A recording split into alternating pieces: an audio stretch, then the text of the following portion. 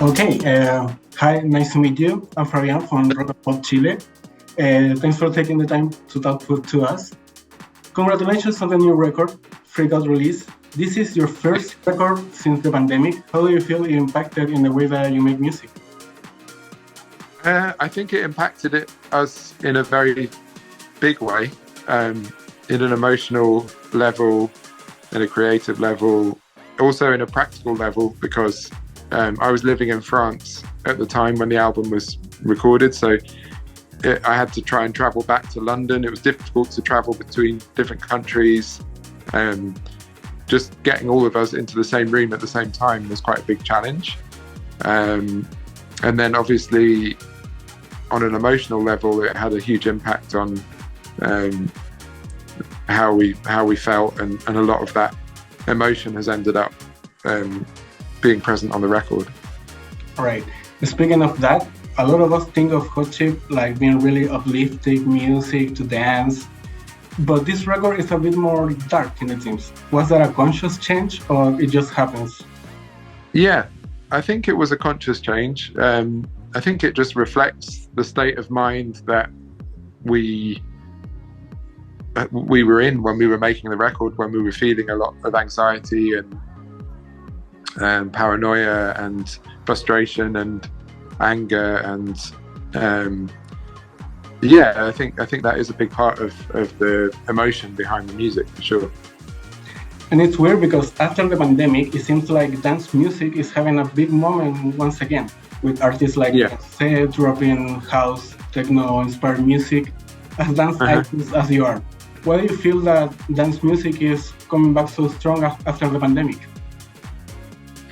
I think the reason is that it's a celebratory form of music. You know, it's a way for people to get together and lose their inhibitions and try and put aside their fears and anxieties and just get lost in dance music. A communal feeling, a feeling of being with other people, a feeling of being absorbed into a crowd of people who are all dancing and expressing themselves in that way. So I think dance music is the perfect form of expression for this time when we're trying to move on from the isolation and restrictions that we all faced during the pandemic. Have you heard the Beyoncé record, by the way? Yeah, I've heard parts of it, not the whole record, but I've heard I've heard tracks from the record. I think it's kind of okay, but a little bit boring, the production. I don't find that but I'm glad that, I think it's cool that she's, found inspiration in house music and techno music, but I can think of more interesting ways. She should have asked us to produce some of it, and it would have been more interesting. Will you do something like that with a big pop star? Yeah. If they asked us, then yeah, I'm sure we would. Any dream collaboration? What's that? Any dream collaboration in the future? Well, Beyoncé would be a good place to start. I don't know. Yeah, there's lots of amazing artists out there, but it would be hard to think it would be really fun to work with Bjork. I just was talking to someone else about how it would be cool to hear Bjork doing a cover version of a Hot Chip song. But that would be amazing. we did a concert with her years ago, and she's just such a inspirational, interesting, brilliant person that it would be really fun to work with her, I think. We're going to have her in Chile in a couple of weeks after you guys, so... Oh, cool, that's great. That would be amazing. Yeah. Back to back. Yeah. This is your third time in Chile. Originally, we were supposed to see you guys in 2019, but sadly, we missed that. So now that you're back with not one, but two shows, what can the fans expect this time around? I don't think we haven't played a concert because that one was cancelled at the last minute. So the last time we played was in 2013. Yeah. So there'll be a lot of new music that people haven't seen before. Cover versions, kind of remixes of our own songs, and different ways of playing things, and different versions of familiar songs like Over and Over and Ready for the Floor, played in a different way. So yeah, there'll be lots of new stuff. And since you're making two shows, one like solo and one in a festival, how is it that dynamic playing in a festival versus playing a solo hot chip show? Yeah, sure.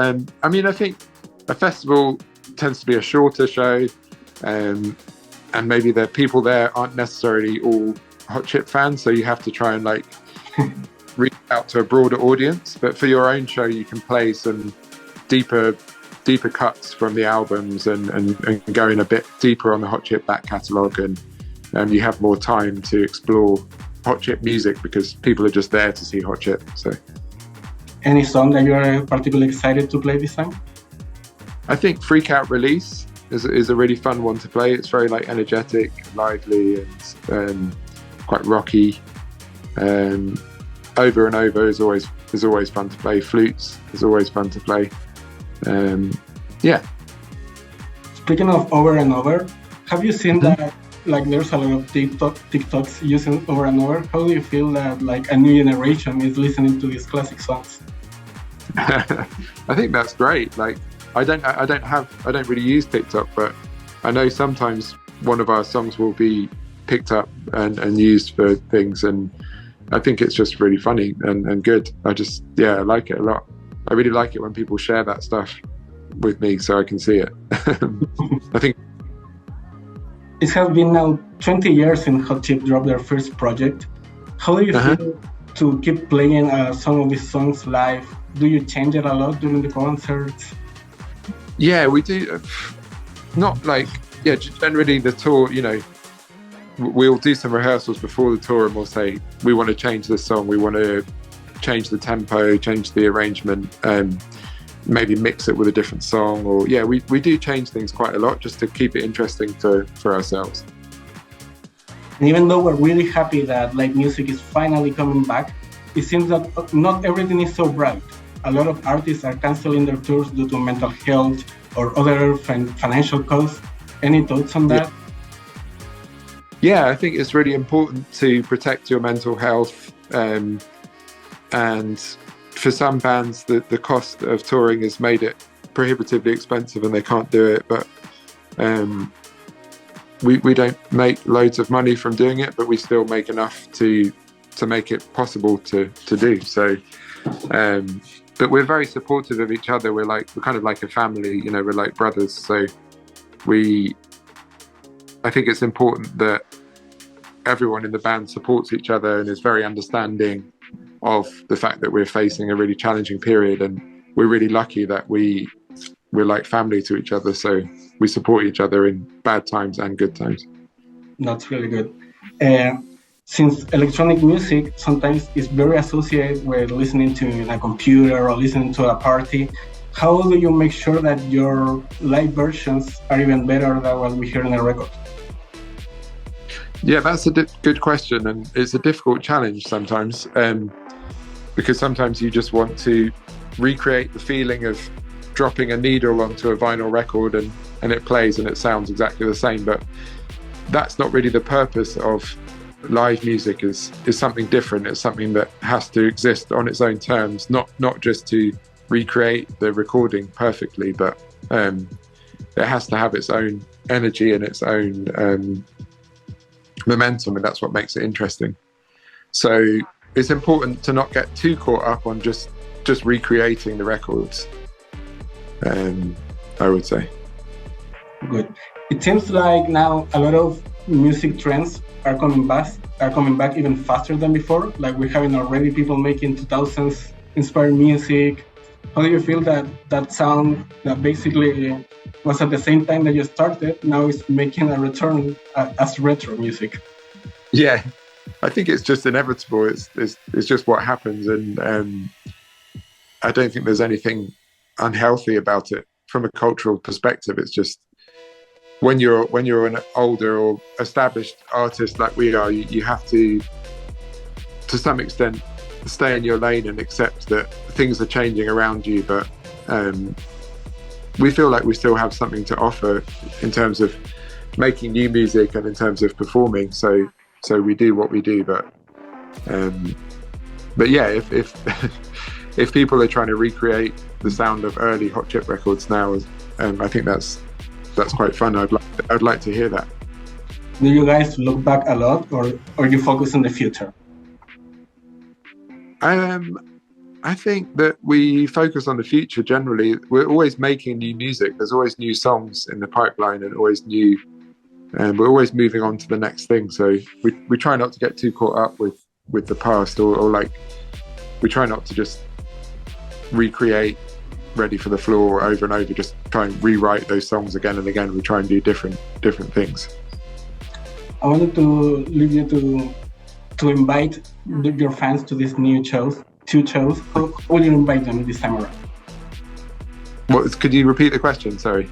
I want you to invite your fans this time around to watch you live again. How will you invite them? I will invite them by saying hello to all our fans in Chile. We can't wait to come back. We can't wait. I can't believe it's been almost 10 years since we performed for you guys, and we have so much new music to share. We're just really excited to be there, and can't wait. Well, in Rock and Pop, we are turning 30 this year, so going to your concert will be one of our celebrations, and we're going to make sure that everybody dances with us. Okay, good. I want to thank you so much for talking to us.